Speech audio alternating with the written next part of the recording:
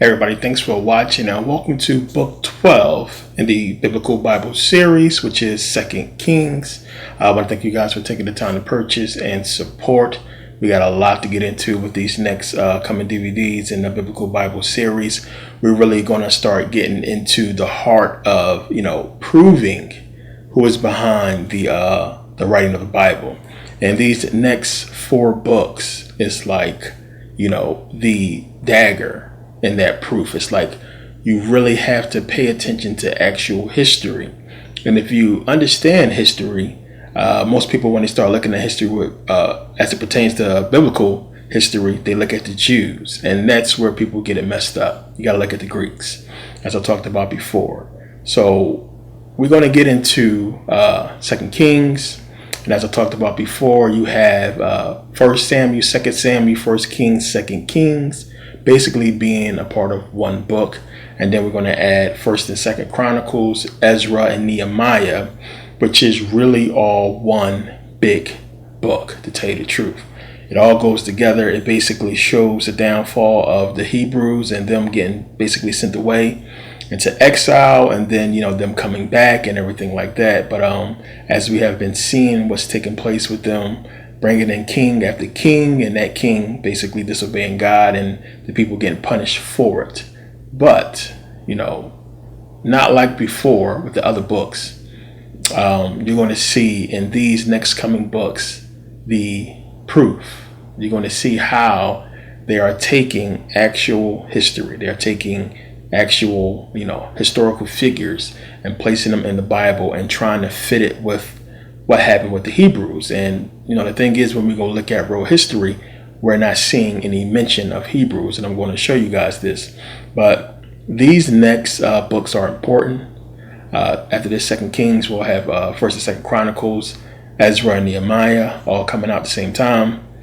And we're going to get into that proof. We're going to get into that history and show you what exactly is going on. And these books are important because you're going to be able to look at them and see, what is taking place. And it's basically, you can see the agenda of what they're trying to do. You got to think about, if you're trying to take over civilizations and establish yourself as, the dominant ruler, you got to think about what took place with them taking over Kemet, with them taking over the land surrounding Kemet in northern Africa, and what you would have to do to get people to follow you. I mean, even your own people, when you think about it. So it's a lot that goes with that. And if you get these people to follow the Bible, then as you'll see how this could work. So, let's get into it. Okay, so let's read here, chapter 1. Then Moab rebelled against Israel after the death of Ahab. And Uzziah fell down through a lattice in his upper chamber that was in Samaria, and was sick.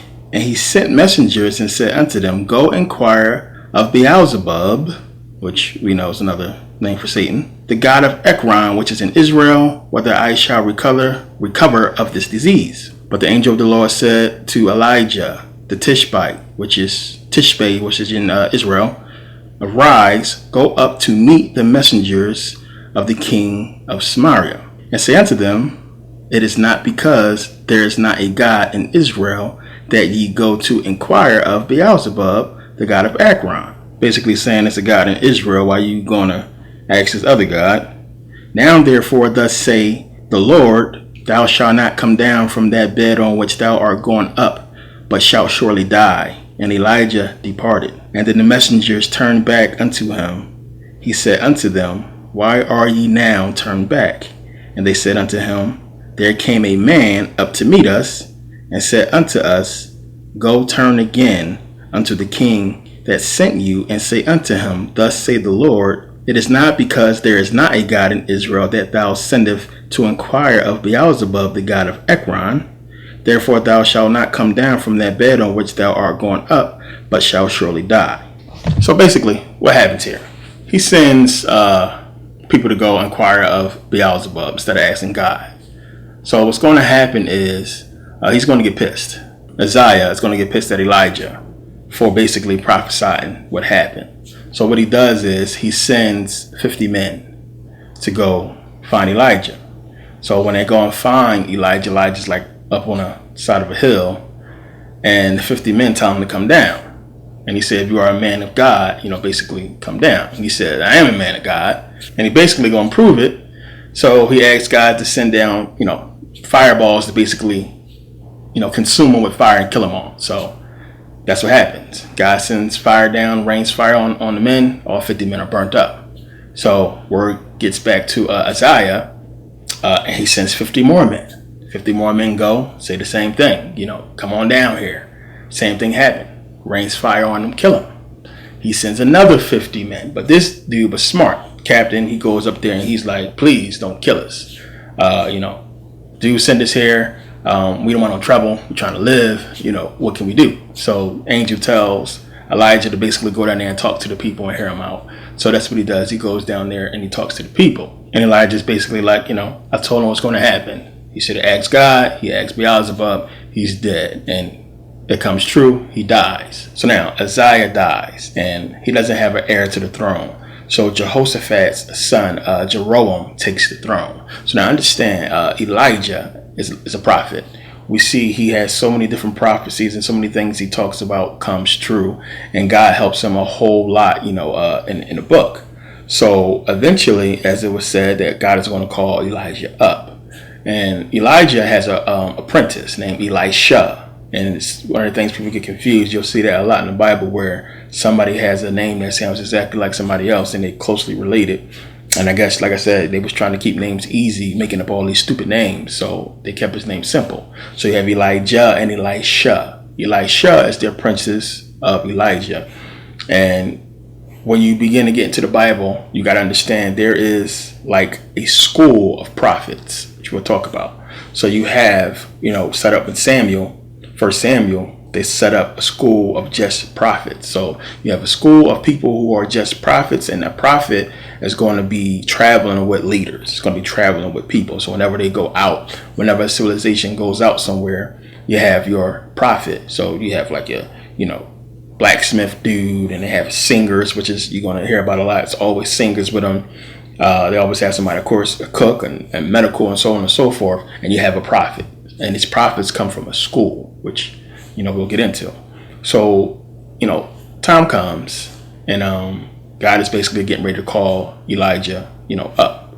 So now it says, and Elijah said unto him, and this is 2 Kings chapter 2, start here at 6. And Elijah said unto him, tarry, I pray thee, here, for the Lord hath sent me to Jordan. And he said, as the Lord liveth, and as thy soul liveth, I will not leave thee. And they two went on. And 50 men of the sons of the prophet went and stood. The sons of the prophet is that group that I was just telling you about of prophets. Sons of the prophets is basically the school of the prophets I was just talking about. So whenever you see sons of the prophets, that's what they call them. It's a school of prophets. And 50 men of the sons of the prophets went and stood to view afar off. And they too stood by Jordan. And Elijah took his mantle and wrapped it together and smote the water, and they were divided hither. Moses wasn't the only one who parted the sea, parted water. And so that they two went over on dry ground. And it came to pass, when they were gone over, that Elijah said unto Elisha, ask what I shall do for thee before I be taken away from thee. And Elijah said, I pray thee, let a double portion of thy spirit be upon me.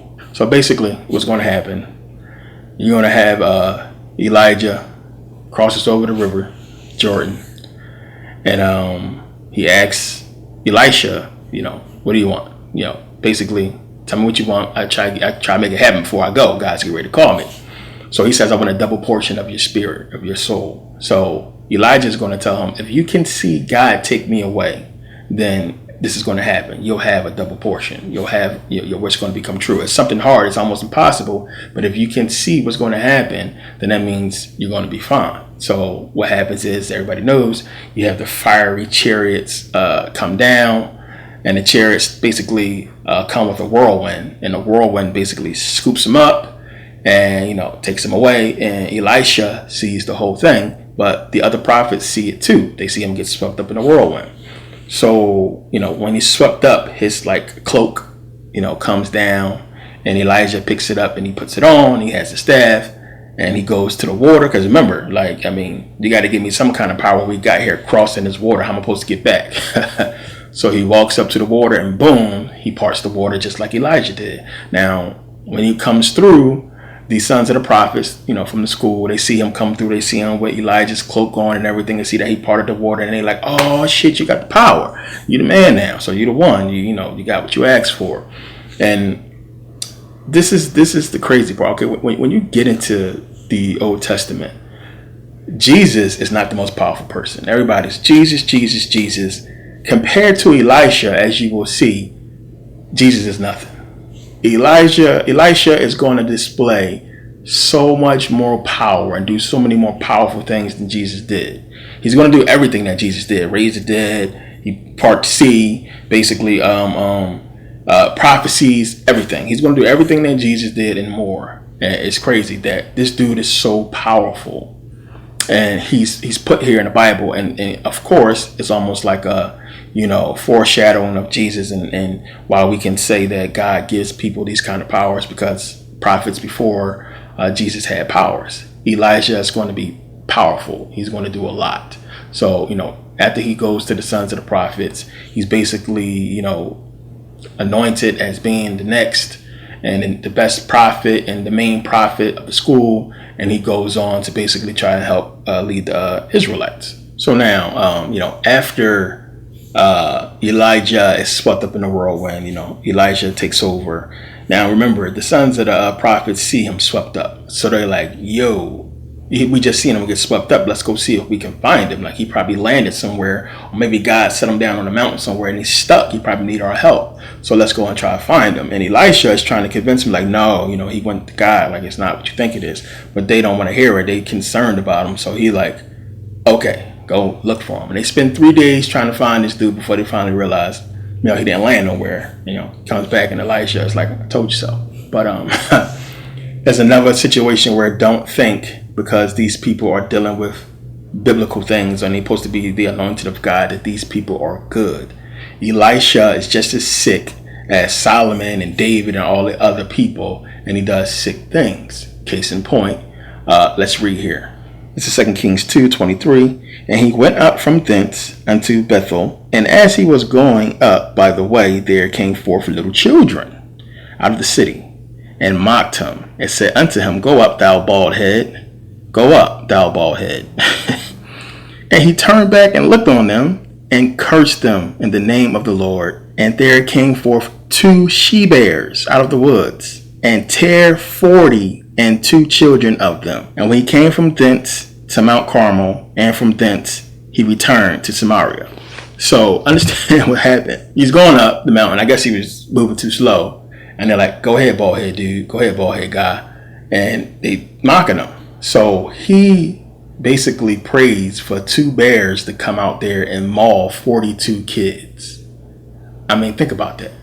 I mean, they just put that in the Bible like it's just something that's just normal. You know, kids is teasing on doing what kids do. And 2 she-bears come out and maul 42 kids. But these supposed to be prophets that people are supposed to follow and live their life by. You know, if you do something wrong, if kids act up, we can just have them killed by bears. I mean, think about that. This is the kind of stuff they put in there to kind of slowly show you how sick these people is. So now, it's a drought in Samaria. And one of the first miracles we see he do for the people is, you know, they're dying of thirst. He tells them to go take some salt, sprinkle it on the waters that's receding or that's drying up, and they're going to come back. And they do so, and it does. So now understand, you have Joram, who is now the king of Israel. And he's Ahab's son.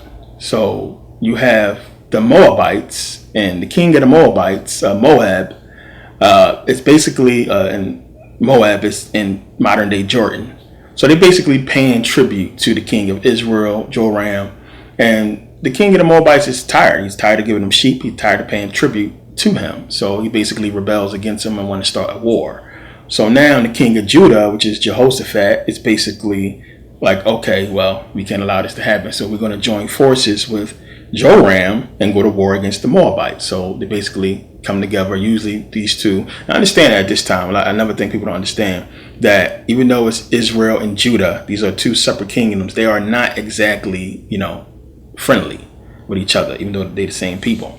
So they usually do things separately. Now, they understand they are Jews, and people go to Jerusalem to praise God, and Judah is like where everybody stays, but the more higher, prestigious people is in Jerusalem. So they come together and go against the Moabites, and on their way through the desert to fight them, famine sinks in, drought and everything starts to happen. So Joram, who is son of Ahab, remember Ahab was a pagan basically, and did a bunch of crazy stuff, and their whole line is supposed to be killed. But he goes and he's like, yo, we need a prophet. Is there a prophet around? So we can basically try to get help from God. And I understand this is how it worked back then. This is how the Bible is telling you how it worked with them. Everybody left. They had a prophet. If something happened, they would pray to God. As far as with the Hebrews, of course, they would pray to God, and something good would happen for them. So they had to do it this way because you would have to explain how these many different wars going on, and then you have one main prophet who we know the name of that's making stuff happen. Well, what happened for the other people, somewhere else in another war, in another part of town or what have you? This is how they try to explain that. So they go ask, Joram go finds Elisha. Because the people are like, okay, yeah, we have a prophet. We have Elisha. He's in the back somewhere. So they go and find Elisha.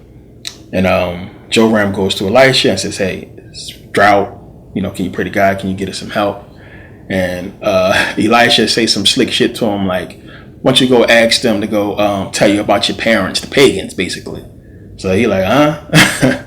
But for his respect for Jehoshaphat, out of respect for Jehoshaphat, he's like, okay, I'm going to help y'all out. So he goes and, he prays to God. God speaks through him and basically tell them that, okay, I'm going to basically help y'all out, get y'all enough water, pools and pools of water to drink, and y'all be able to feed your cattle and everything like that, and they'll be fine. I'm also going to allow y'all to win a war. So what he does is he gives them help, the water and everything like that. And then in the morning, when the Moabites wake up, they wake up and puddles of water, big pools of water everywhere, and the water's bloody. So they know that, they get ready to go to war. So they see the bloody pools of water everywhere, and they think that, the war happened, or maybe the people from Judah and from Jerusalem fought each other and just killed each other off because there's so much blood. So they're like, all right, well, bet. Let's just go into their camp and start collecting their stuff. So when they go to the camp, they wake up, they jump up and just start killing them, beat them, chase them all the way back to their kingdom. So what happens is they get back to the kingdom, they destroy in the city, and they basically kill almost everybody except for the king. So the king, he gets away, and they chasing him down. And what he does is he grabs his firstborn son and he sacrifices him on the wall of the temple. He sacrifices right on the wall of the palace as a burnt offering to Shamash.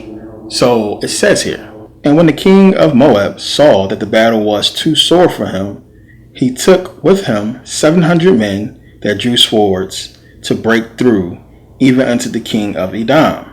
But they could not. Then he took his eldest son, that should have reigned in his stead, and offered him as a burnt offering upon the wall.